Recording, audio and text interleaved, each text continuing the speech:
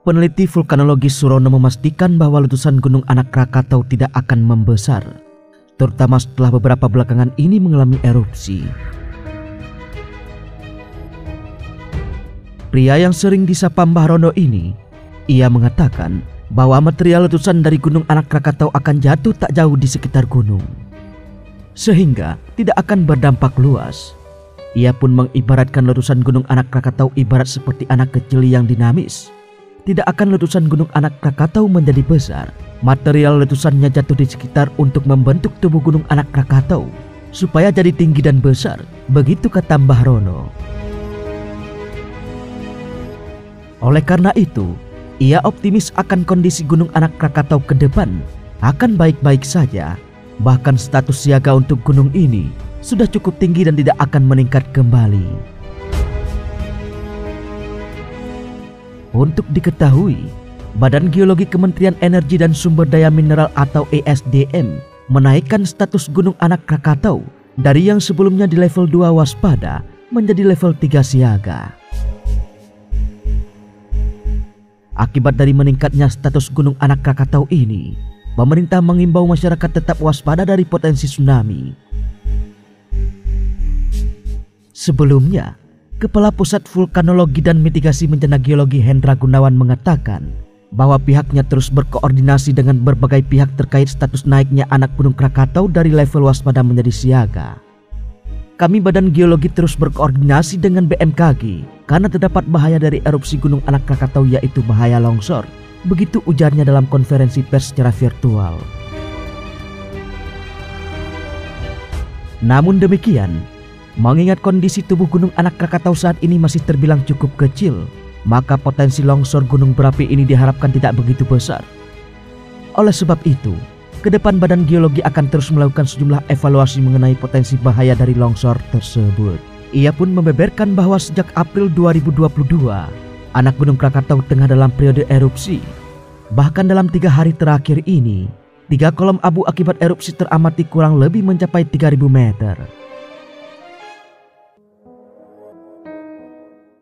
Selain erupsi, tingkat emisi gas rumah kaca di Gunung Anak Krakatau juga mengalami peningkatan, di mana pada 15 April tahun 2022 kemarin, yang dikeluarkan oleh gunung berapi ini adalah sebesar 68 ton atau CO2 per hari.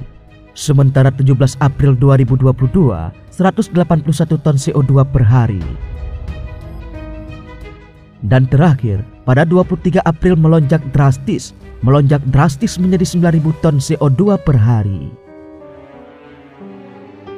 Badan Geologi Kementerian Energi dan Sumber Daya Mineral atau ESDM mengimbau kepada masyarakat untuk berhati-hati atas naiknya status Gunung Anak Krakatau di level 2 menjadi level 3 siaga. Meningkatnya status Gunung Anak Krakatau itu berpotensi menyebabkan gelombang tinggi atau tsunami pada malam hari. Kepala Badan Geologi Kementerian ESDM Eko Budi Lelono meminta agar masyarakat tidak beraktivitas di dalam radius 5 km dari Gunung Anak Krakatau. Ini setelah level aktivitas Gunung Anak Krakatau dinaikkan sejak April 2022. Kondisi saat ini masih mengalami erupsi. Aktivitas Gunung Anak Krakatau ini memang berpotensi memicu tsunami yang disebabkan oleh erupsi besar dan longsornya tubuh Gunung Anak Krakatau jika volumenya sudah cukup besar seperti tahun 2018. Begitu katanya kepada CNBC Indonesia. Sementara Kepala Badan Meteorologi, Klimatologi dan Geofisika atau BMKG, Dwi Korita Karnawati juga menghimbau agar masyarakat tetap waspada, terutama atas meningkatnya status Gunung Anak Krakatau ini. Pasalnya, aktivitas gunung ini berpotensi memicu gelombang laut tinggi atau tsunami. Dwi Korita Karnawati juga mengingatkan bahwa aktivitas Gunung Anak Krakatau pernah menimbulkan tsunami. Oleh karena itu, pihaknya bersama PVMBG hingga BPBD setempat terus memonitor kondisi gelombang air laut di sekitar Gunung Anak Krakatau ini. Dengan meningkatnya aktivitas Gunung Anak Krakatau dari level 2 menjadi level 3, maka masyarakat diminta untuk waspada terhadap potensi tsunami di malam hari, kata dia.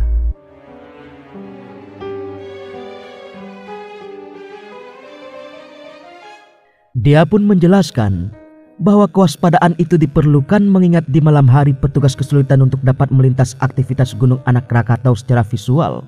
Terkait gelombang tinggi yang mendekati pantai, berbeda jika kondisinya di siang hari. Meskipun begitu, Dwi Korita meminta masyarakat agar tetap tenang dan tidak terpancing oleh isu yang tidak bertanggung jawab. Ia menghimbau supaya masyarakat mendapat informasi yang bersumber dari PVMBG Badan Geologi dan BMKG serta BPBD setempat.